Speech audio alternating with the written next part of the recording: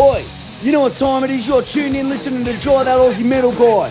Make sure to hit that like and subscribe button so you don't miss any of his content when it drops. And remember, stay brutal, you mad dogs. Roof! G'day, legends. How the bloody hell are you all going? It's Dry That Aussie Metal Guy here with Crank.com and with that metalstation.com. So tonight, wherever you are in the bloody world, it's a great pleasure that I'm having a chat with Moonlust out of Atlanta, Georgia, who recently released, as shall we say, the debut single, 6 years? 6th of January. Yep. 6 p.m. Real recent. 666, you know. 666. Hell bloody yeah. Kind of suggestive, ma'am. First off, for the uninitiated, who are Moonlust and how would you describe your sound and style? Oh, well, geez. Well, I mean, just it's really full of emotion, geared towards like all the, I don't know, I guess, without a lack of a better word, just like the struggle of like what 6 years and how long it is and how fast it is at the same time, I guess. Yep. We kind of just like live our life by the seat of our pants, if you will. But also Nick is the one that wrote it, so he should probably talk about it a little bit. Yeah. I mean, it's just rock and roll. That's kind of. Oh my God! That's Nick. Everyone meet Nick. It's literally all it is. Fun, high energy.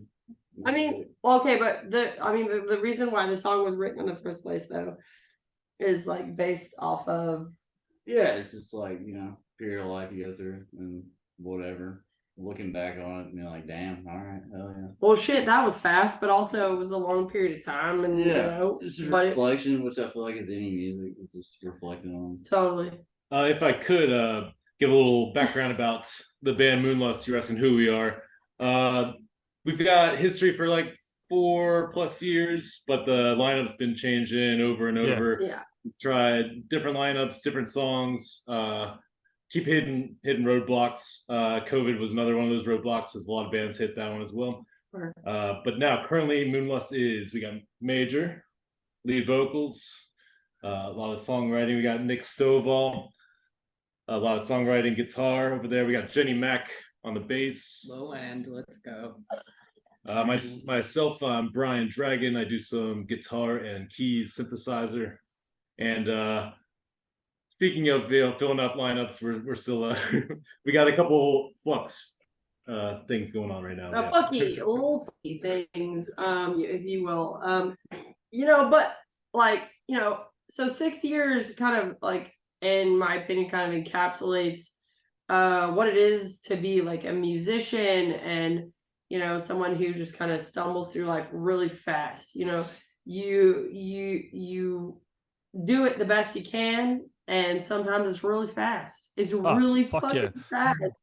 You blink your eyes and it's like, what the shit? 6 years later. Wait, hold on. What? We're doing interviews? What the fuck? Yeah, well, the 6 years kind of also, as you mentioned, encapsulates like 2017 is roughly formed, I believe, as well. So it's been a bit of a blur the last 6 years, not only with COVID, but with lineup changes. And you've also been playing a whole lot live as well, kind of building your name up and the brand of Moonlust, getting your sound together as well and working out what you are as well, sound-wise. Totally. Also, like, we've had some things like really just kind of like help us like walk into like who we are right now. A catalyst, if you will. We've got this really badass fucking manager who is really kind of like guiding us and like doing the thing and like helping us out, because otherwise we're just a bunch of fucking assholes, right? We're just a bunch of fucking assholes. Dude, don't sell it so hard.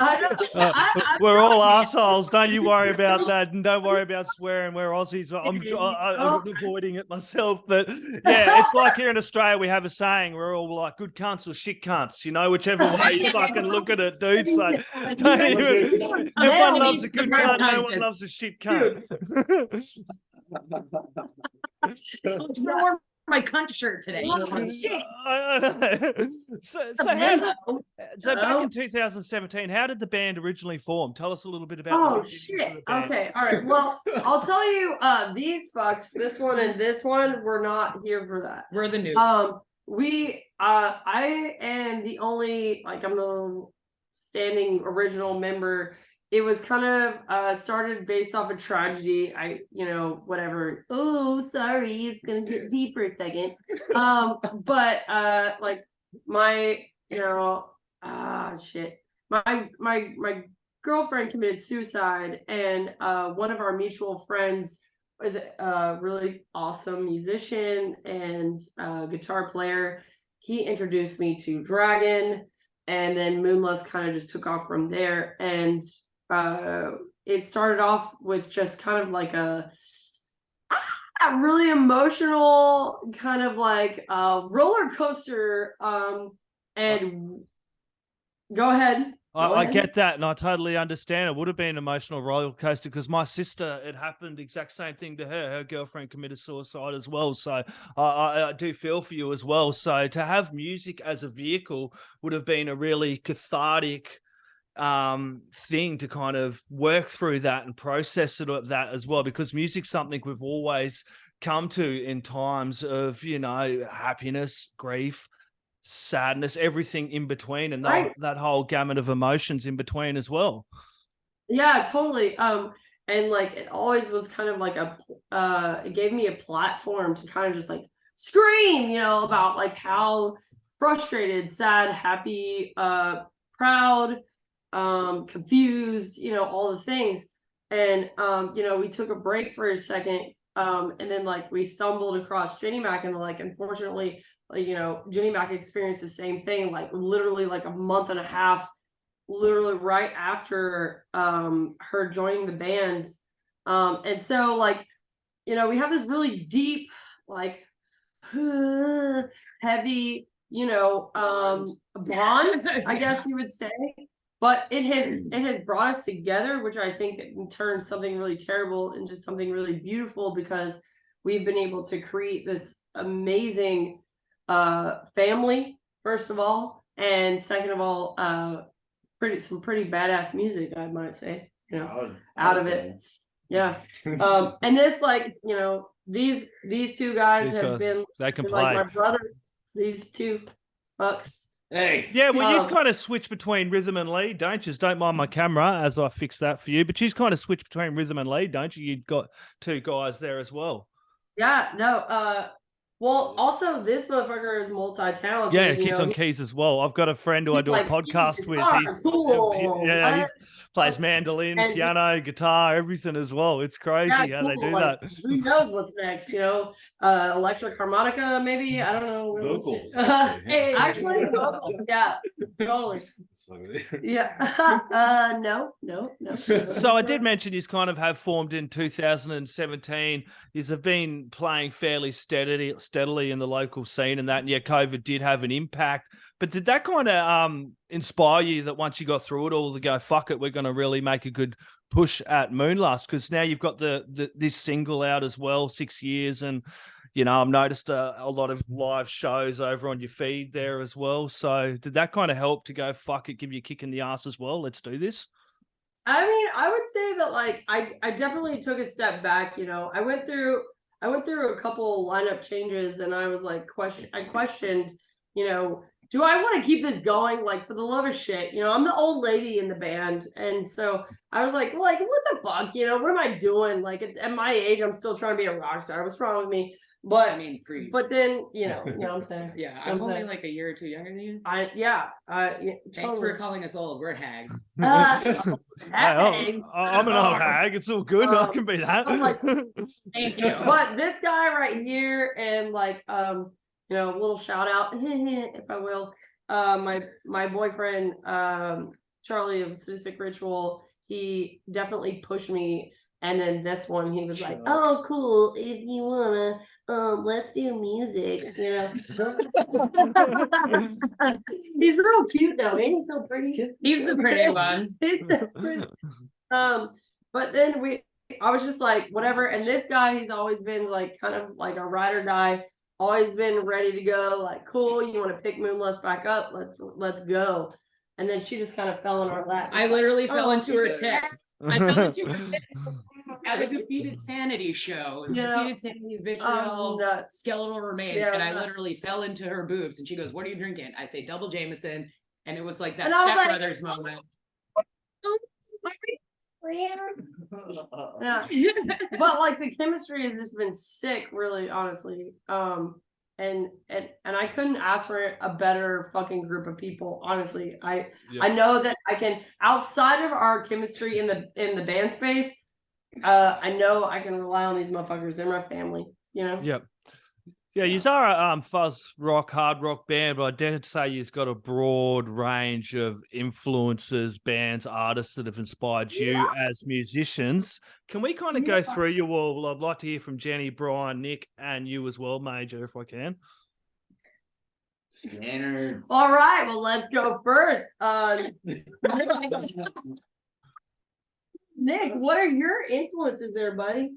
Yeah, little Leonard Skinner. Oh, little Just a Leonard little Skinner. bit. Just a little Leonard Skinner. Yeah, I had Skinner, Black Sabbath, Devil's Blood is a big influence as well. Yeah. I just take it from anything that rules. Rips. Judas Priest. Judas Priest. Yeah. He's a genuine Southern boy, this one. Yeah. He's Damn real. straight. And then Rocky Erickson. Rocky Erickson. Yeah. Jenny Matt. Sure. I'm a huge nerd. I love Deftones. That's pretty. We're gonna forgive her. I just caught them live in January. Just caught the end of their set. I was sick for like I see 12 them every hours, but I crawled myself up out of bed to go see Deftones. It was good. I remember a couple of years ago, I got 2 songs in and threw my neck out headbanging, and I was like, "Oh, worth it!" Oh, That's just about every show now for me. yeah. I love Maiden. Let's see who else. I listen to a lot of like death metal and thrash, so that's not really, you know. No, that doesn't surprise me. That does not surprise me. I've spoken. Yeah, no, it doesn't surprise me. Nothing surprises me now about. I listen to anything from death metal to thrash to classical, dude. I don't give a shit if it bangs. I'll play it. I love EDM too. I like jungle shit. okay. I like everything. Anything with bass I can move to. It's very apparent. I look back at the stuff I grew up listening to and I'm like, that bass is funky. No wonder I am who I am. Anyway, Dragon, would you like to go? Yeah, like you guys are saying, yeah, it's all over the place. I definitely grew up, thanks to my older brothers. They introduced me to a lot of very diverse variety of eclectic things. I don't have the same kind of background with classic like rock and roll. Like I didn't grow up with, you know, Zeppelin, Sabbath per se, but since then I've kind of had my friends introduce me to those realms and picked up on that a bit. But when I started finding myself in like high school, I started getting into like Queens of the Stone Age and Muse, and through that I learned about We're both super horny for all these. and then Deftones as well. It was always Radiohead all along, and then I started getting more into, you know, doomy psychedelic stoner metal and learning more about that style, sludge and whatnot. But yeah, it's all over the place, man. Yeah.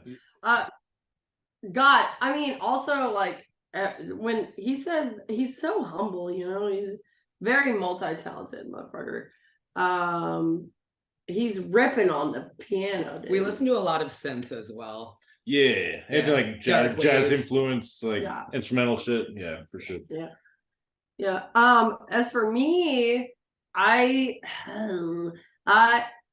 grew up worshiping Ann and Nancy Wilson hearts and Janis Joplin and, you know, Stevie Nicks. Sorry, I know that's a big surprise for everyone. But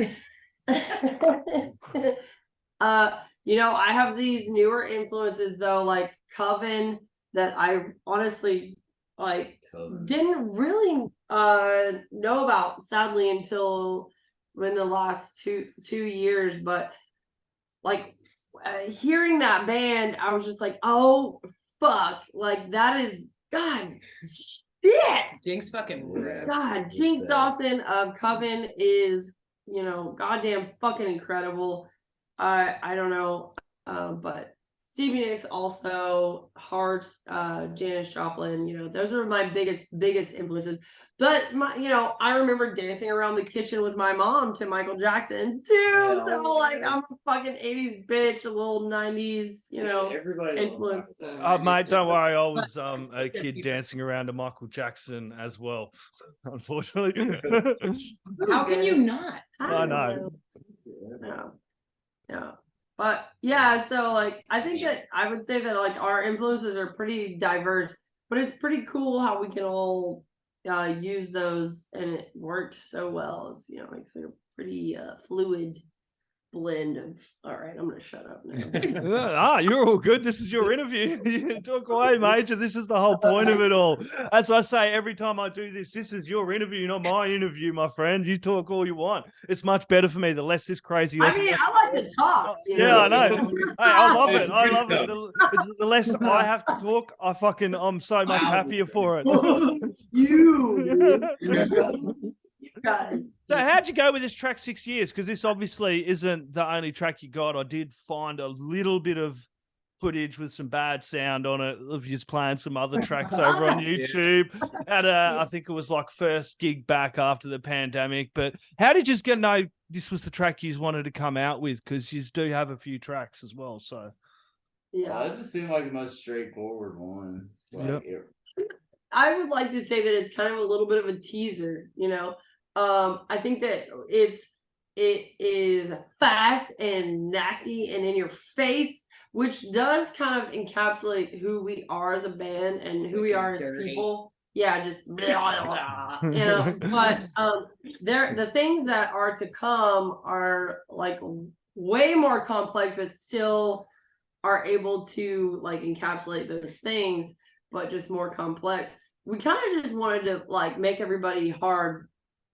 Yeah. It's our opener in our set typically. So Horny, it's like, yeah, we like to get people horny. I'll Just make like people come horny out fucking about guns shit. blazing. You know?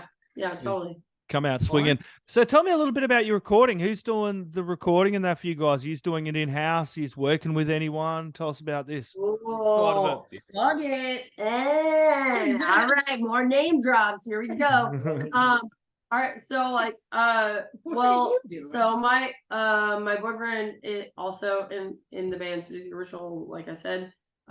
His guitarist is badass and super well versed on all the gear and all the things, right? And he's goddamn fucking amazing, just a magician machine, honestly. And he is the one that recorded all of our singles and Second Sight Sound. Yeah, Second Sight Sound. Second Sight Sound, thank you. Yeah. Alex Parra. Yeah. He's a And God, he's such a sweet being. I fucking love him so fucking much.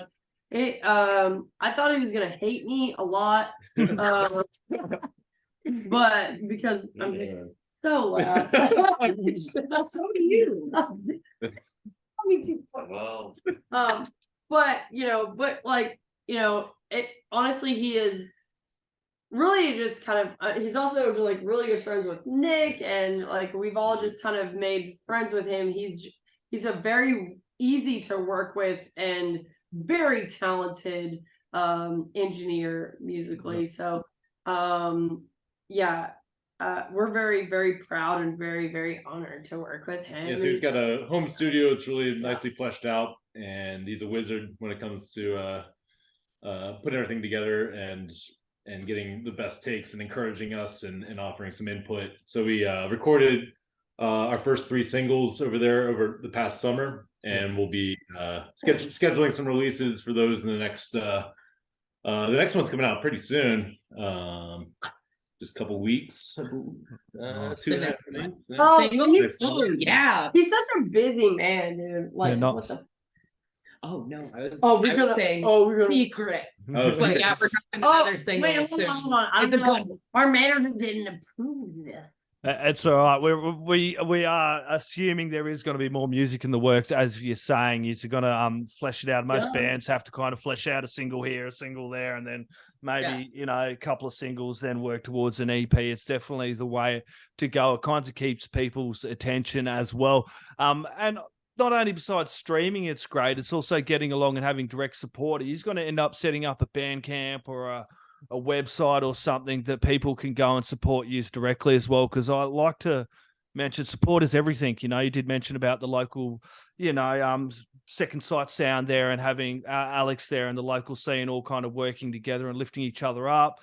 Same thing as the music scene all together in general, supporting each other, buying merch, buying singles as they drop as well. So is that the plan? Yeah, we have a Bandcamp actually. Is it active yet? Yes, it is. Active, cool. I'll put that in there. Yeah, We're not in charge of outsource those that things. right now. We're creative artists. Well, it's just the thing to bring light to, unless you're fucking even in that top 1%, Spotify ain't really doing jack for you. You know what I mean? The only person it is for the top execs, and it's all good one thing to stream it and keep streaming it, but if you love an artist, buy it. You know what I mean? That's the one good thing about rock and metal and the punk scenes. We're always going to buy fuckloads of merch that we're going to pass on to our grandchildren in one day. Oh, right. The support's been amazing, honestly. Like, we've been so chuffed. It's I mean, I honestly, like the music scene here in Atlanta is, it's big, but it's also very small. Super I tight. would say. Yeah. It's and people are loyal as shit to each other. If you we just kind of like scratch each other's backs. We're just like, but But I get the metaphor, kind of lift each other up, work together. There's no fucking place for kind of tearing each other down. I feel bad for some local scenes that have people that just tear each other down. It's about lifting each other up all together. You know what I mean? Mm-hmm. Yeah, totally. I mean, honestly, like also as a female fronted band, I hate to say this, but like the female music in Atlanta has just keeps getting smaller and smaller and smaller and smaller and smaller. Yep. And so, that is another thing that is really, really, really, really important to me. And I think to us is that we really want to promote that, genuine, like, genuine. Listen, pussy rule the world, all right? But she's not wrong.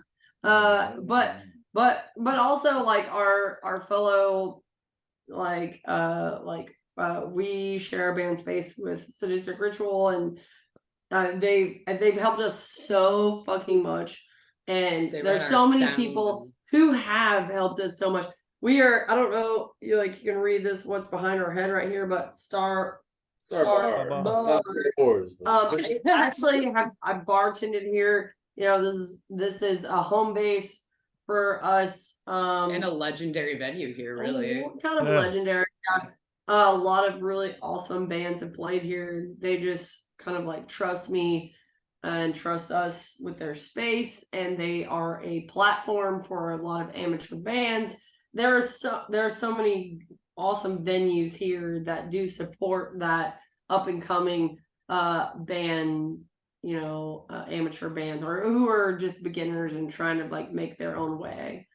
And going back to the support, so yeah, we do have this an awesome local scene that we're very thankful for, but we are definitely getting to the point where we're trying to reach broader and plan for the next moves. So we're currently working on getting some merch, and then starting to print some music to be able to send it around the world. Those are coming up. We got all the links on the Instagram page, the link tree. That'll have our Bandcamp, our Spotify, YouTube, all that. We got music video on the way pretty soon. And hoping to gear up to be able to, supply merch elsewhere, not just our city, not just our local shows, and then hopefully, plan some tours, Yeah, we're trying to tour festivals as soon as we can. at some point. East Yeah, that's the Coast go, or- because all that kind of goes back into making a new album, next album, and like all of us, we're all pumping our own money into the shit we love as well, and you guys are no different as well.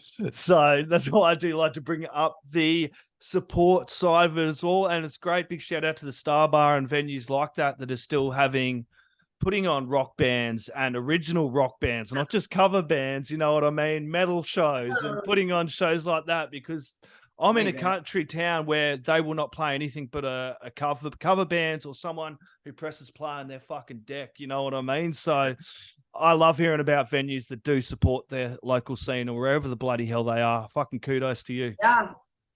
Yeah, well shit, like our first venue back, our first show back was at the Catacombs. And this like, DIY listen, punk this is a DIY venue. This is like one of my buddies, like it's his house he lives at. And he throws like thrash metal bands that come from all over the fucking, country. And they come and play there and destroy his house, and he likes it. It's so bad where like the kid's bathroom is fucked, and then nobody can like take a piss or take a shit at all anymore. Like the bathroom is just like non-operative. There was like a primordial pool back there. Set up. Like, what the fuck? I think there's a place like that in every town. Adelaide, I know my city is about 300 k's from here. There was a place, and he put on punk shows in his back fucking yard. He had a stage. He's moved out now, but shit, I felt bad for him as well. It was dude, it's bad. I don't feel bad for him. Also. I wonder if that had anything to. No, they ended up fucking. It was a house in an industrial area, so it was the only house in there. So that was in that area. So they ended up fucking buying him out, but he held on for a while and just put on live shows, and that's why he was able to get away with it. I think because nobody really cared.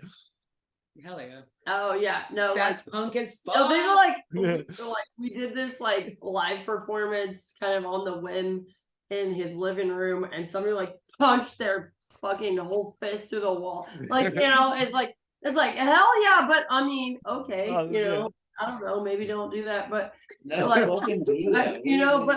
like, hell yeah, but at the same time, my buddy, I don't know, like I told him, I was like, maybe write in Sharpie on the walls, like maybe don't punch holes in the wall. No punching holes in the wall. Glory hole. No punching holes in the wall, but crank up some Moonlust, the latest single, 6 years. It did come out 6th of January. Keep your eyes and ears peeled. Jump over to their socials, give them a like, jump over to Bandcamp, grab some music. Guys, do you have any last words, shout outs, thank yous, or anything else you'd like to add in there? Don't touch the tram. Well, we keep dropping this like reference and nobody knows what it means. And if you know, then you know what I mean? I know. But if you know about the trim. I'm sorry, I've done this. Like,